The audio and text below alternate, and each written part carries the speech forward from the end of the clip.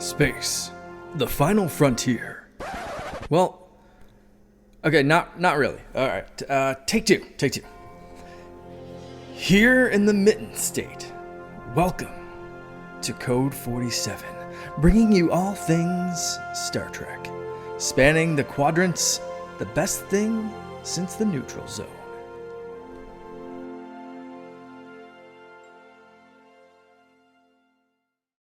We are back once again. This is the Code 47 podcast on the Secret Friends Unite podcasting network. I am your Trek Lord of West Michigan, Fleet Captain Charlie Carden, coming at you on this gray and horrific spring snowy Monday here in Grand Rapids. Blurg.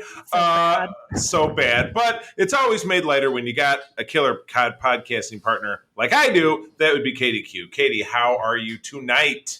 I am doing very well. Excited to talk about DS9. We are starting a new series, so this is going to be fun. Yeah, DS9 is very special to me because it's the first show that I ever watched stem to stern, never missed it. Because I tuned in and out of TNG. I watched it. I was in middle school when it came on. Watched it, but it didn't stick. And then, when DS9 came on when it was my junior year in high school, and it was aired on the station that my mom worked for, which was WXMI 517 here in Grand Rapids. So I, was really tuned into it for that reason as well. So I love DS9, but we'll get to that soon enough. So, first before we do that, of course, we do like to talk about new stuff. Yes, we have 2 episodes of Star Trek Picard. We're into the back end of the season now with episodes 6 and 7. So without further ado, Katie, I will let you do the honors talking about episode number 6. All right, so episode 6 was 2 of 1. With help of Tannen, Picard and the crew infiltrate the Gala on the eve of a joint space mission to protect one of the astronauts they believe to integral to the restoration of the timeline, Rene Picard. Kor makes a startling discovery about her father's work. Ooh, man. Ooh. And are these ever plot threads that we get really teased with and then they get dumped for episode 7? Because I was like, what? Oh, man. Thank you. I felt that exact same way. I just finished up 7 and I was like, what is going on? Because it just seems like they just are like plot thread, and then... Yep, they got I'm not much of a golfer, but I swung the clubs with my dad when I was growing up. So we had that shot teed up. The club was back, and then we just dropped it and did some other stuff. Because and we'll talk about episode 7 in a minute, but it was in a lot of ways kind of your typical diversionary episode where it's like, well, we want to keep stretching the plot out, so blurp. But interesting in its own right. But I thought this episode was pretty exciting. We started with a book. We started with a bookend. Picard laying on the ground, bleeding, suffering, and then they're like, "Oh God, what did this old bastard do now? Did he fall down some stairs? Is he like a 21st century old person now?" So the episode comes on. Picard is in bad shape. It jumps back to about a half hour earlier, and they're teeing up to get into this gala, which is what they were getting ready to do, obviously, at the end of the last episode. And then Agnes is in the control room, and we see and it's way too funny with the guest star that we have in the next episode. We see that essentially Agnes and the Borg Queen have turned into Baltar in Caprica 6 from Battlestar Galactica, because she's in her head. The Borg Queen is in her head, kind of calling the shots and saying, do this. She's a little devil on her shoulder, helping her execute stuff. And as the episode goes on, helping her be a little vampy in that sexy red dress, and having the playing a little tonsil hockey with Rios and singing. And I know she could do that. Yeah, I didn't know if that is really Alison Pill's real voice. But first of all, I've always loved that. I've always loved the Shadows of the Night. Great song by Pat Benatar, of course. It feels like that was her own voice. And I love it. I love it when you get that little multi-talented spread of someone who you wouldn't, think in a million years would have that kind of talent, because they're so, perhaps their acting style or their character they're playing is so buttoned up. But but even during TNG, Patrick Stewart would bust out singing, maybe when he was not really being himself, he was playing a character, or, in Insurrection when he did his little mambo dance, which was, gracefully short, thank God, because I didn't really care for it. But no, I liked this episode. Picard had a little moment with his ancestor at the end where he's kind of talking her off a ledge and giving her that extremely ancient /android wisdom that he kind of talks her along the way. And even at the end of it, we get the little subplot that you have the Sung ancestor, Adam Sung. Thank God in the corner of this page I'm looking at, it has popular pages. Adam Sung is one because I'm like, I know it starts with an A or an A or an O noise. That's all the Sungs, all of them. Q shows up and is manipulating him, saying, well, if Renee Picard lives, it means that your daughter is going to die. And, so it's just, oh, yeah. But that's not that's not hardly the threat of it, because what do we find out about his daughter, air quotes, when we cut over to her? What do you mean with like Renee? No, the Sung's daughter. Sung's daughter, yeah, the air sorry. quotes. I was like, wait, yes, no, that she's actually just like some weird, like genetically engineered that he's been manufacturing them and basically trying to figure out, like, basically eugenics. Right. Or rediscover it, because if you remember in the Trek chronology, the eugenics wars happened in the 1990s, thankfully, somewhere in a corner of the world that we never heard anything. I mean, I never heard about it when I was in high school. I guess it was happening somewhere in Canada or whatever. I don't know. But I mean, Sung, as you and I have touched upon it, I know that Enterprise is kind of a Star Trek blind spot for you. You've not seen it, or you've seen it and you don't like it. I'm trying to I watched I think one episode, maybe two episodes, and I was just like, oh, this is just boring and just really forced. I mean, give it 2 seasons. And then a lot of time for me to give something. No, I know. Yeah, if you watch that, and again, when you and I finish talking about DS9, that's when Peter will come back and he and I will talk about Enterprises. He's a bigger fan. But let him have that. Absolutely. But as I kind of teased last week, there was another. I think it was Auric Singh in the 2150s, which is when Enterprise takes place, who was an imprisoned geneticist because he was imprisoned because he tried to liberate a series of embryos that were left over from the eugenics wars. And so this is basically another Sung ancestor trying to kind of do it on his own, but not figuring it out. But what's crazy is that obviously the avatar, the face that he creates, ends up being the avatar that Data creates, or Data's, or I would say, another Sung ancestor creates another face that looks like that 300 years later. So something about that. It's like in the Sung, they got those 2 faces.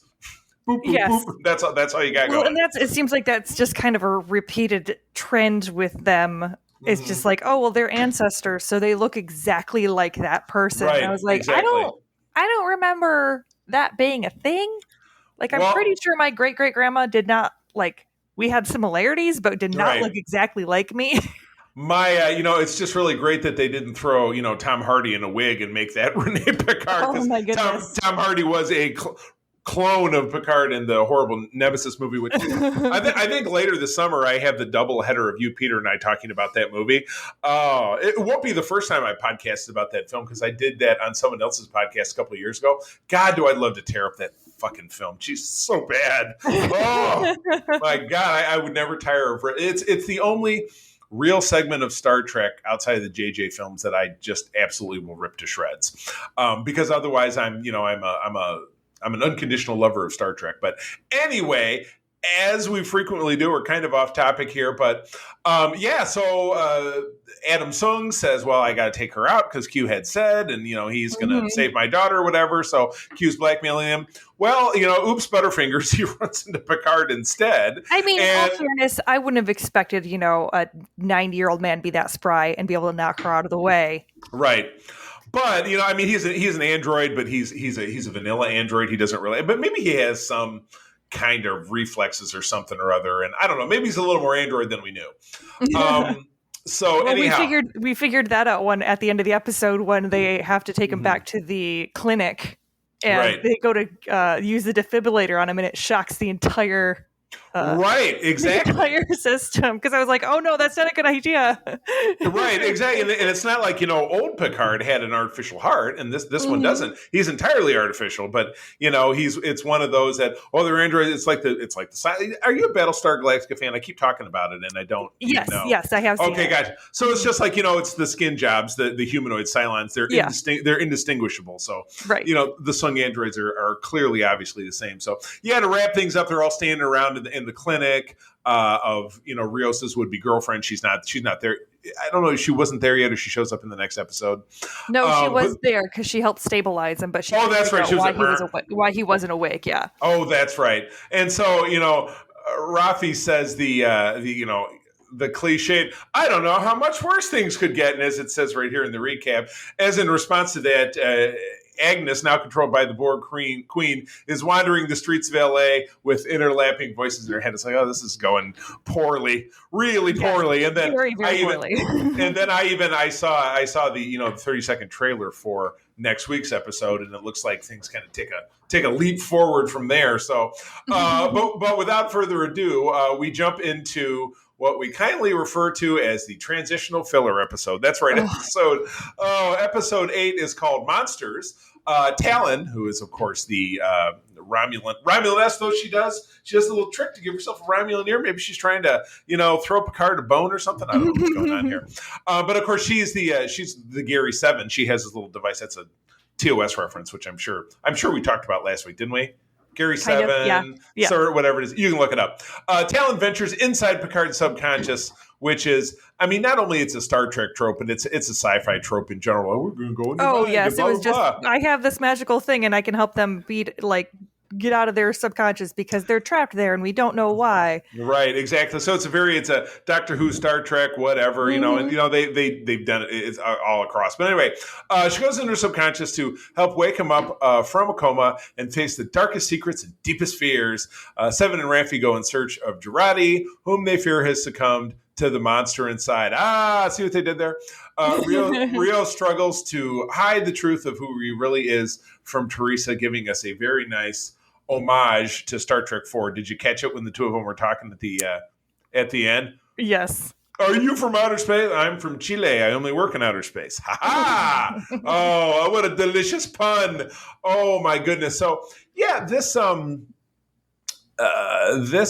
episode again gave us a mashup uniform, which I'm kind of fond of. So I immediately went on the uniform groups. People said, well, it's just in his head, so it's not a real uniform. But I dug it because the new, if I can go off on a tangent and talk about Starfleet fashion for a moment. Of course.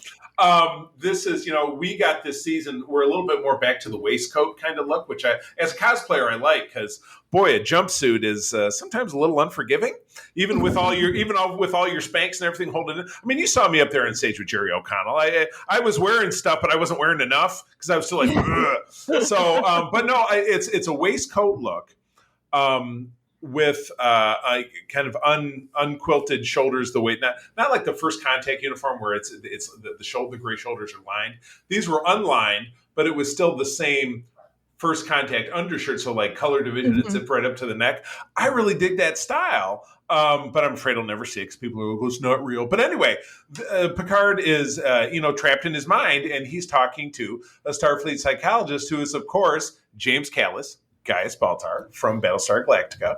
And he's, they're hashing out all the regular shit that you would expect anybody to talk about when they're in a counseling appointment that they don't want to be in. So you say, Picard, you're so distant. Everybody calls you Captain instead of your first name because you're not close to anybody. Blah, blah, blah, blue, blue, blue. And you're like, okay, well, this is pretty tropish. But Picard starts, thinking back and flashing back to these wonderful times with his mom who he worshipped. But, there was a flashback scene we saw I think it was earlier this season where, something was chasing them, and was it his father? Maybe his father was abusive, or he was an alcoholic, and he beat her or something. They were very heavily inflecting that that his father was abusive. Yes, right, exactly. So, but again, in the subconscious, and as they drilled down, and as he's fighting to start to escape, you learn a little bit more about the truth that obviously the psychologist that he's seeing is in fact his father. at the age that, Picard was when he's having these visions of his mother. So Picard is, 10, let's say, and his mother and his father, who we both see in flashback during TNG. We see his mother as a very elderly woman in a super early episode where the crew is stuck in a part of space where whatever they fantasize becomes reality. So Picard fantasizes talking to his mother and having tea with her, blah, blah, blah. Then we see his father as, again, an old man.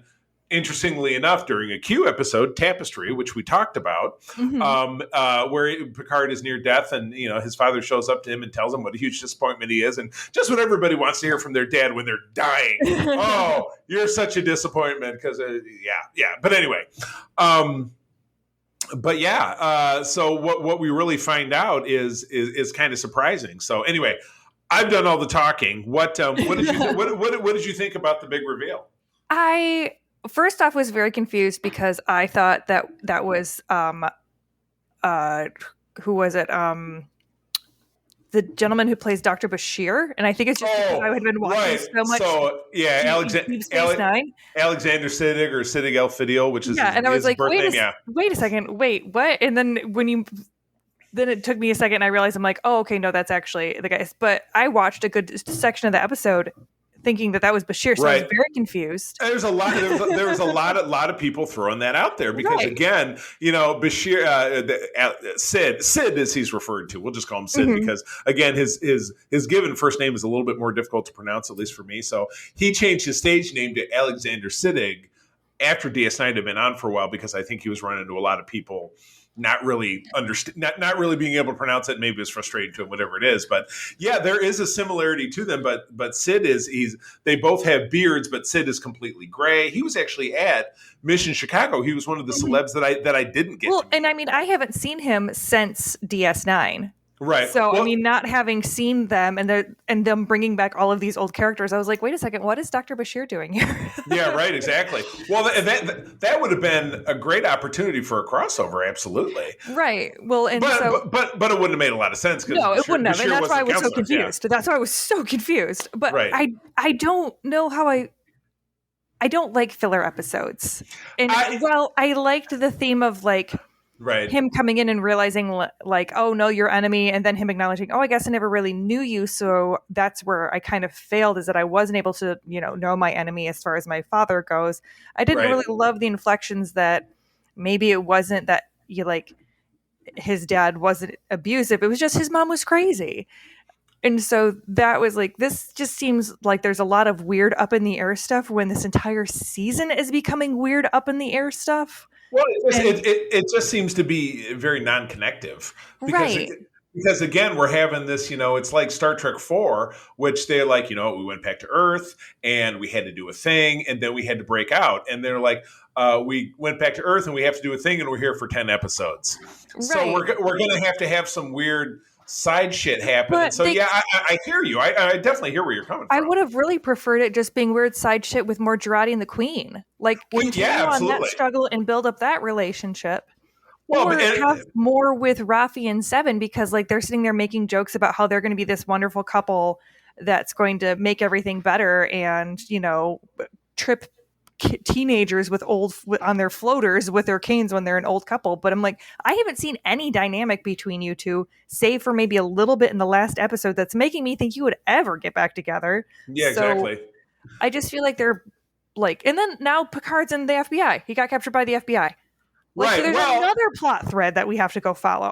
Well, and I will at least point something out about that. I mean, he wakes up and he's good, and he goes back to see Q and everything, or Guinan, young Guinan.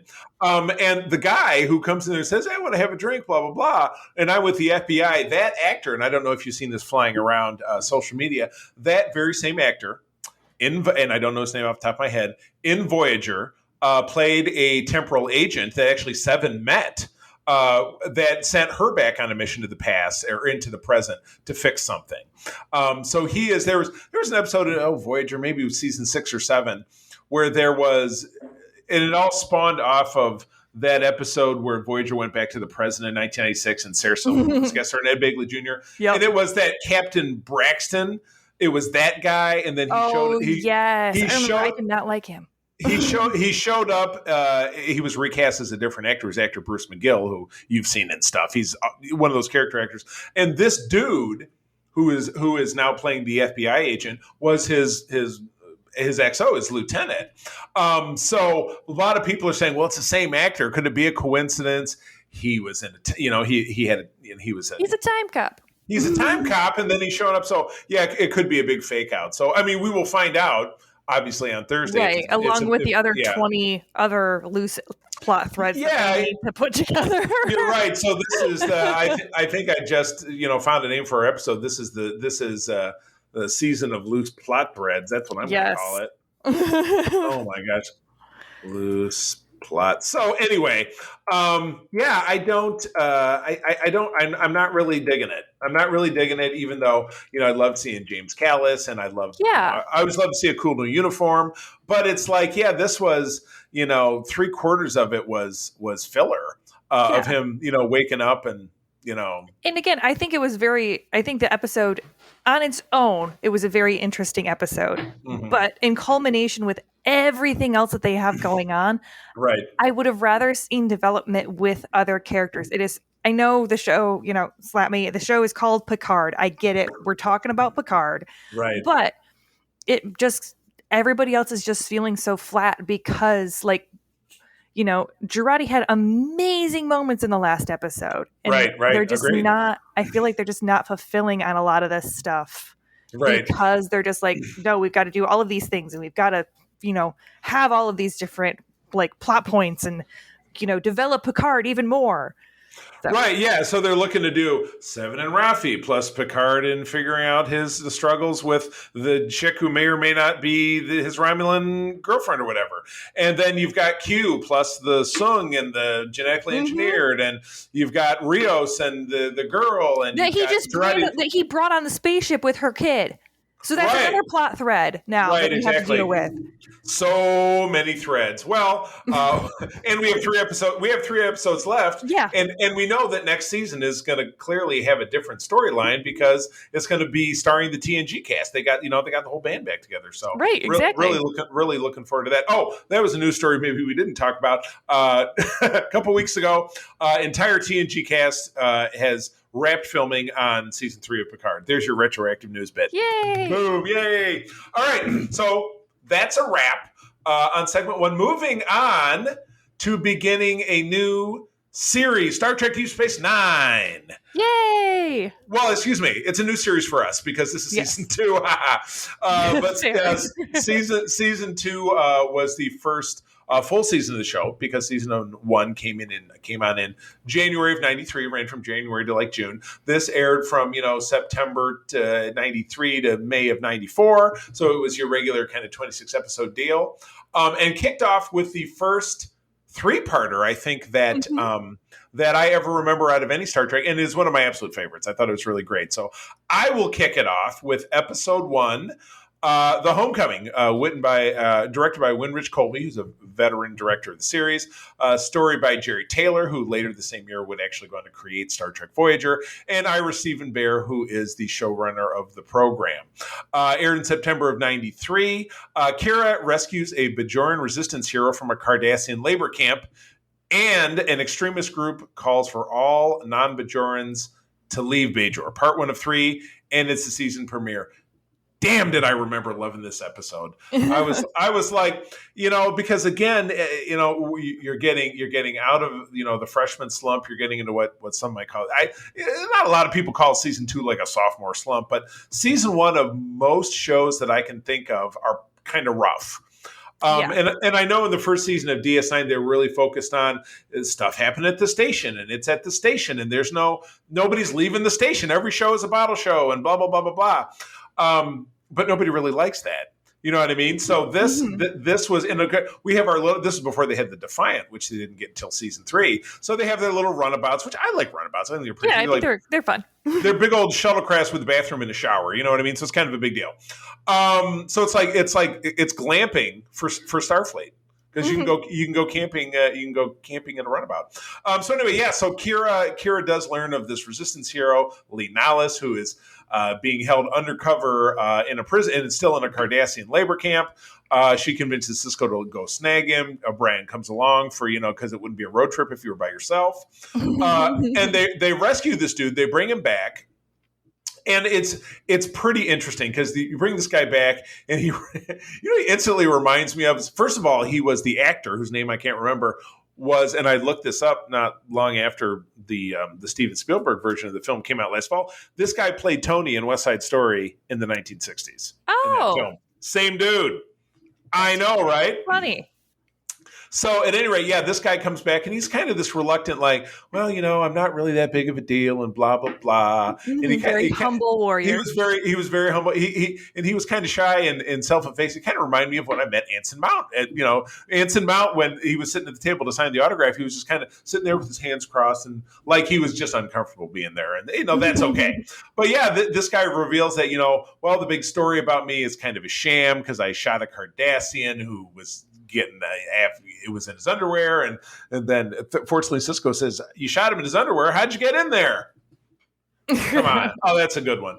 But at the end of it, this government official who was played by Frank Langella, another great character actor, has a hate on for Kira. Kira yanks her job and gives it to this dude, and then that's the end of the episode.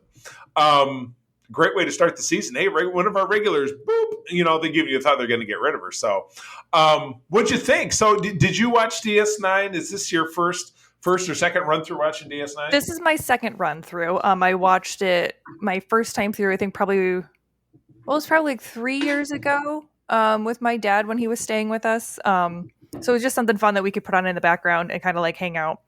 And I definitely remember it immediately kind of hitting home because I really love Kira. I love Dax. They were just a really great kind of wider berth of characters. And I remember when we got to season 2, I really appreciated how Cisco felt like he was coming into his own. Yeah. Because it just seemed like they didn't know what to do with him in the first season because he'd have all these really good lines and his voice had really great inflection, but his face would be completely deadpan. And I'm like, what are you what direction are they giving you? Just like, right. Can I see something? Can I have some sort of emotion there? And it seemed like in season 2, you're starting to get a little bit more emotive, and it seemed like they're finally starting to figure out what they want to do with his character. And so that's really great. And of course, Odo is a sarcastic asshole as always. Love him for that. It's great. And I really like kicking it off with the 3-parter. It's one of my favorite things about DS9 is that there is this kind of continual thematic story. I mean, when you're looking at the fact that we started out, TNG season 2, episode 1 with, what's her face losing her kid. Yeah, right. And, and then everybody just being like, oh, okay. And now we're never going to talk about it again. Right. Well, what's worse about that story in particular is that was a recycled plot from Star Trek Phase 2, which was they turned into obviously Star Trek The Motion Picture, which of course just had a re-release. But the characters of Riker and Troy were the characters of Decker and Ilea from that film. And that's the bald chick. So, they couldn't, they were just like, well, they were hard up for scripts. So like, well, let's just take this one and cross some names out or whatever. Yeah, exactly. Right. So, and that's the thing is that contrast was really like, it's good to see them kind of following through and being like, yes, there are repercussions for actions and there are some follow through. I mean, like, granted, not all the time. Like, there are several episodes, even in this set, where like Quark should definitely have been in jail. Several times. Yep, that's the one that's going to follow up this 3-part. Yeah, he's the one that's like, how did Quark not get himself killed doing this? Yeah, but overall, I think like I'm just going to kind of talk about it like in a set as far as the 3 goes because I can't really separate them out in my head. And me neither, barely. No, keep going. And honestly, I looking at this, I love it how you tell us like who wrote it and who directed it and everything because all of these 3 episodes were written by someone else. Right. And it's still a very cohesive story. They introduce some kind of like main like villain-esque or like anti-heroes because you have the super conservative extremist lady. Right. Yeah, Kai Wynn. Or Vetequin at this point. Or Vetequin, yeah. Yeah, she becomes Kai later on, right? Oh, I don't like her. I know I'm not supposed to like her, but she just every time. I know. Well, yeah, I mean, and she just gets worse. She does, yes. Just like Ducat, who we don't see Oh, yes. we don't see him in this episode, but we do get him in a taste of one of the other ones in the set. But he just gets more horrible as the series goes on. Yes. Like a true villain really should when they have dimensions. But just real quickly, yeah. So episodes 2 is the Circle, episode 3 is the Siege, and what we follow is that we find out that the Frank Langella character is the guy who runs the Circle. He's trying to get rid of the Federation out of the Bajoran sector by getting, he's buying weapons through a third party. But the supplier of the weapons is the Cardassians, because the Cardassians want Starfleet to leave because then they just come back and reconquer Bajor, and it's no big deal. Yeah. Which of course our people uncover. And what happens is when the Circle says all non-Bajoran at the end of episode 2, when they say all non-Bajorans leave DS9 immediately, or you'll be fired upon, a group of the Starfleet folks tuck away, and they after Kira's kidnapped, she's rescued. She comes back with evidence of what I just said, and then they've got to send her to the Bajoran capital so she can deliver this. And this is what's happening throughout episodes 2 and 3. Episode 2 is, and episode 3 is kind of this big diehard. Oh, no, that's mostly episode 3. Is this big diehard thing? They're crawling through conduits and, capturing, nobody gets killed until the end. Because, always at the end. Because, again, there's the big hero sacrifice with Lee Nallis throwing himself in front of...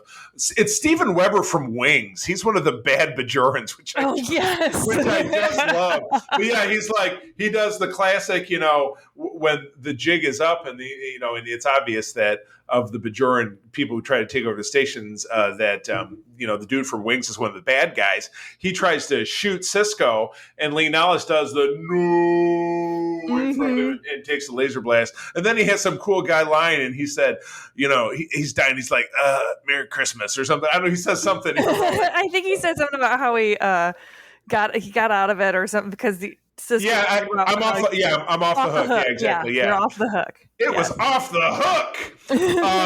So I dug it. This also kind of gave us some fuel to what will become the series' first romance, which is Vedic Bareil and Kira become a couple, and in typical. That runs for about a season and ends tragically, but we don't need to talk about that. But yeah, I love the 3-part. But yeah, like you said, it's a tribute to a writing staff that you can have 3 people write 3 episodes that are interlinking and have it flow. Yeah. Helps the fact that Michael Piller, who wrote the 3rd one, was the late Michael Piller. He died, I think, 3 years later of cancer. Was one of the series co-creators. So absolutely slam dunk. Probably, in my opinion, the best standalone series premiere, I think, because in a lot of series premieres you got it's a cliffhanger or it's some throwaway piece of junk like TNG season 2, where this was pretty rock solid. So I would put this up as a great example of God. Someday, if they finally decide to do HD transfers of DS9, I would love to watch this as a single unbroken, like just stick them all together. Oh yeah, that'd be great. It'd be absolutely gorgeous. So anyway, moving on to episode 4. This one's all you. Oh, goody. Invasive Procedures, directed by Les Landau, story by John Wepley, teleplay by John Wepley and Robert Hewitt Wolf. It aired on October 17th, 1993, and it is a desperate Trill tries to steal the Dax symbiote. Dun, dun, womp. This is just all the audacity. That's what this is. Just the entitlement and the audacity. Oh, my new episode title. Keep talking. Oh, just all the audacity. Yes, I was just so angry the entire time. I just wanted to slap this man as he's walking in being like, I deserve a death. Right. And basically, this is the episode that he should have gone to jail. He was such a millennial. Should have gone to jail. Hey, excuse me. Oh, well, I'm just saying. Excuse me. It's very stereotypically millennial. Am I wrong? Boomer language. Excuse me. I am a Gen Xer. Thank you. No, I'm not saying you. Okay, boomer. No. I meant that it's I have experienced it more from the boomer generation than the millennial generation. Coming from customer service. Oh, you know what? That's a very good point. Yes, the customer entitlement. He is the entitled customer. Yep. Yes. Now I get it. But it comes everybody is still kind of off the space dock or off DS9. There is a plasma storm going on, so everybody's had to evacuate. They're on a skeleton crew. For some reason, Quark is there because he is getting himself into trouble. He has messed with the airlocks, and so this other team comes in. They invade, and of course, Quark bites off more than he can chew because that's always how it works. Right. And part of this, pirate guys thing is that one of them is a troll who thinks that he studied and he worked really hard and he was denied a symbiote, so he should get a symbiote. And so his plan is to steal the Dax symbiote. And sure, I got you. That works. Right, yeah. Okay. Which of course will kill Jadzia, but he says that that's okay for her to die because he will get what he wants. Because that's how it should be, because he was denied that.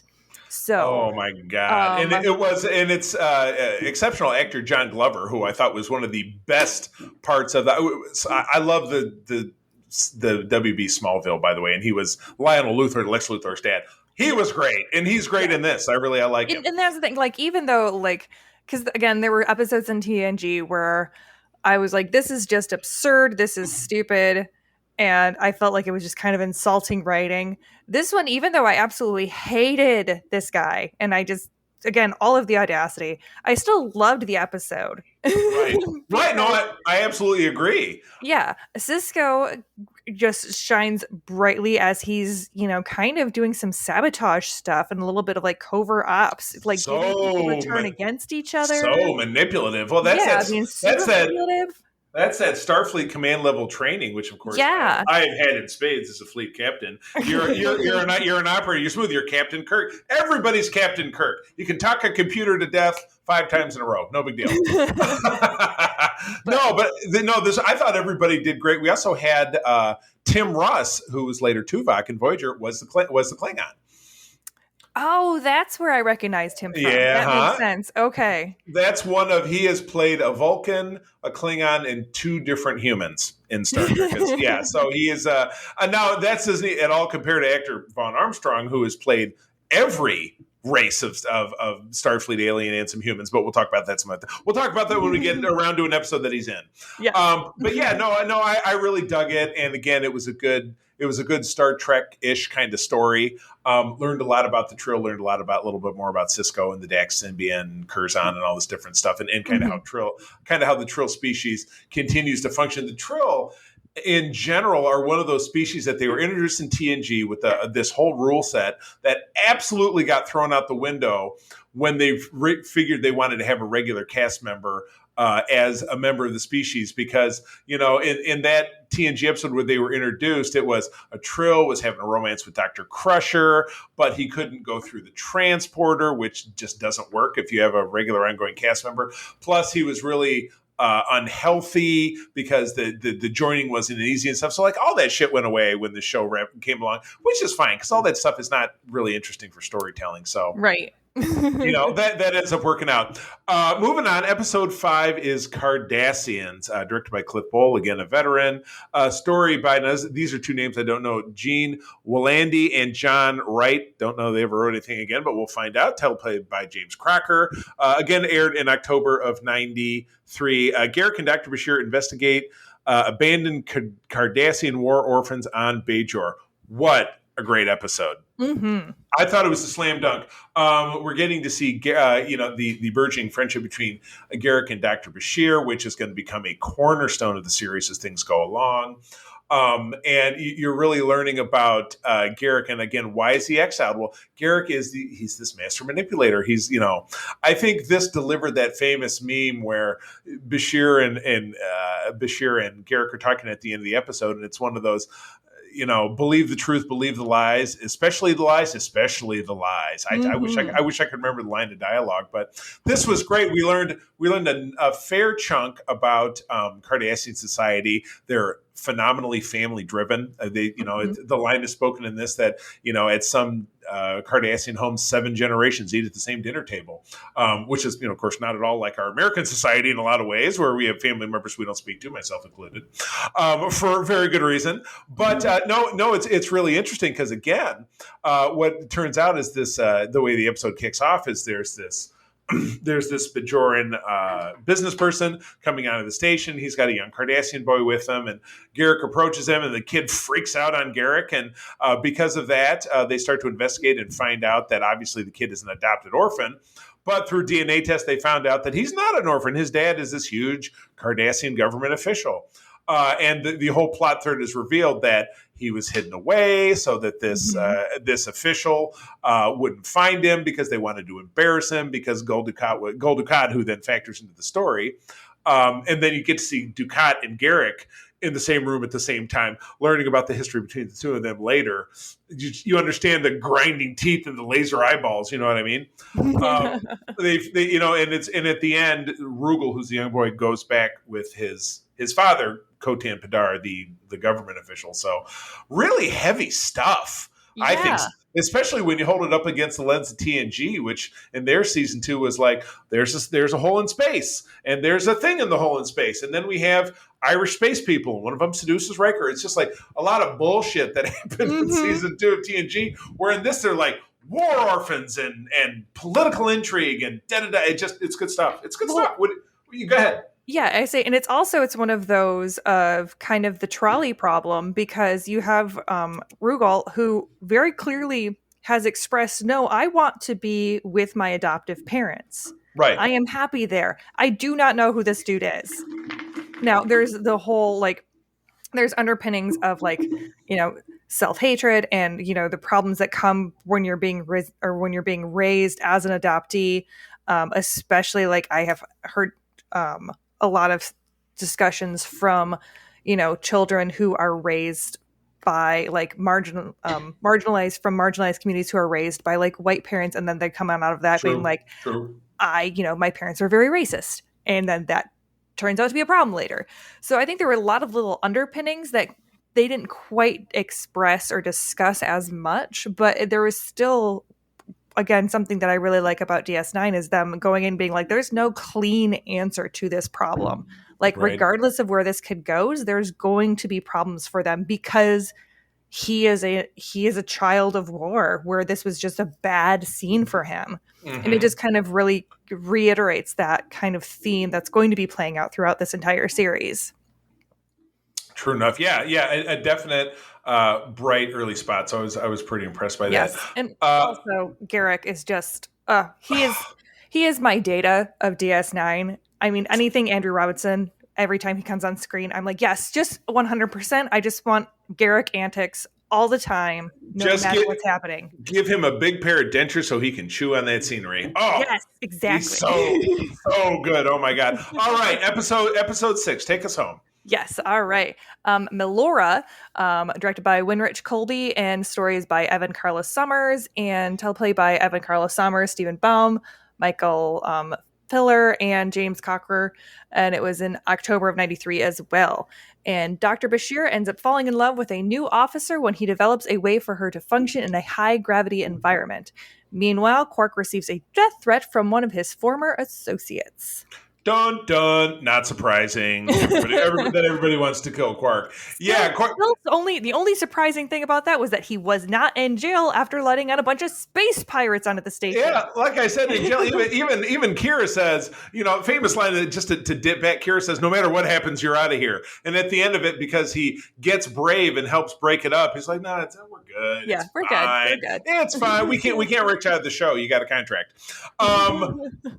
To me, this was kind of an Alien of the Week throwaway episode. You have this species from a planet where they don't have much gravity, so they basically fly around all over the place, and that part of it was kind of a throwaway. But the other part, it had to do kind of with individuals of disabilities, which I think continued to be a burgeoning issue, certainly in the early 1990s. You know what I mean? So that part of it. Absolutely, I thought, and again, I don't have a lot of experience with that myself, but it's a very real, part of people's lives, millions of people around the world. So that is something I think Star Trek does an incredibly great job of touching even social issues that are, that are some just in your everyday life. But then again, she was not discriminated against by anyone in Starfleet, because Starfleet is this warm, inviting place. But, she had a real chip on her shoulder, which was kind of to be expected. But her real enemy in this was the stupid Cardassian station that she couldn't get around because, a raised lip at every door and she's fallen out of her chair and stuff. So,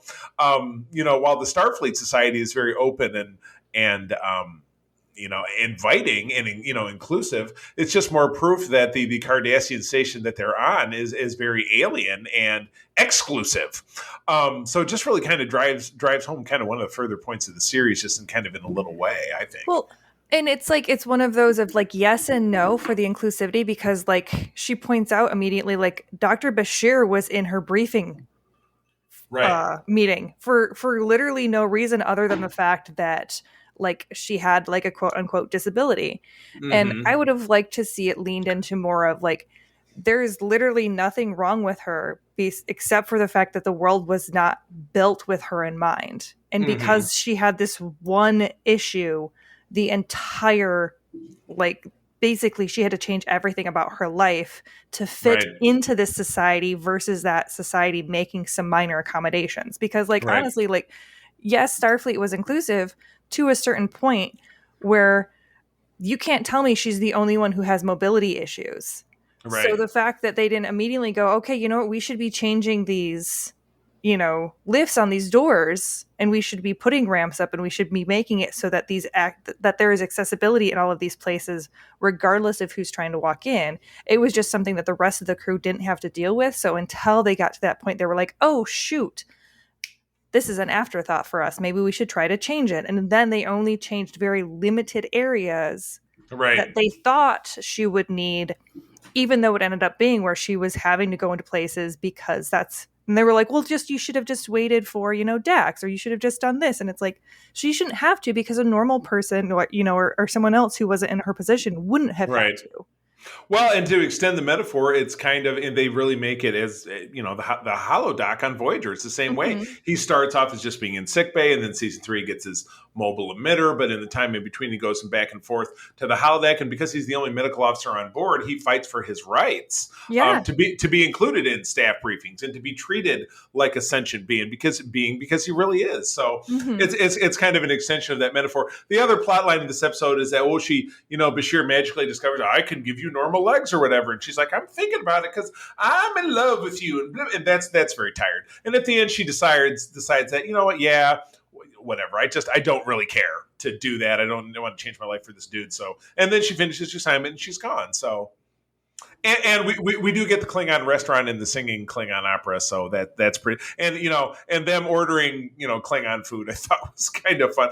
And let me have some, is that too much for two? And just another time that Bashir underestimates her, because he's like, oh, let me order for you, and that he just assumes she's never had Klingon food. Right. That she ends up yelling at the dude in Klingon, and she has this huge argument with the food guy, because she knew that he had better crack, and he was holding it back on them, and she's like, we need fresher stuff. I got it under the table, exactly. So so Bashir's kind of a chauvinist pig, which is a leitmotif that we see out of him in his pursuit with Dax, particularly in season 1, because he's like, and it's just like, come on, bro. Yeah, come on. Worf was the best choice there. Yeah, without a doubt. Well, that takes us through the first 6 episodes of DS9. This was good. I'm looking forward to it. The season does get meatier as it goes on, so I'm looking forward to it. So yeah, good stuff. All righty, Roo. Okay, Katie, take us on out of here. Yes, of course. For more information about Starfleet International, please visit the Grand Petoskey and Regional 13 on Facebook. Oh, yeah. Friends, as always, thank you for joining us. I'm going to tell you that sharing is caring and to keep on trekking. And wherever you go boldly. This podcast is part of the Secret Friends Unite podcasting network. Visit secretfriendsunite.com for more great shows, articles, news, reviews, and more. Secret Friends Unite podcasts are available on Apple, Google, Spotify, and other podcast services around the world. If you'd like to be part of the conversation, you can join us on Facebook or our new Discord server, or follow @SecretFriendsU on Twitter. Please subscribe to Secret Friends Unite on YouTube and visit our merch store at tpublic.com. Just search Secret Friends Unite. Thanks for listening.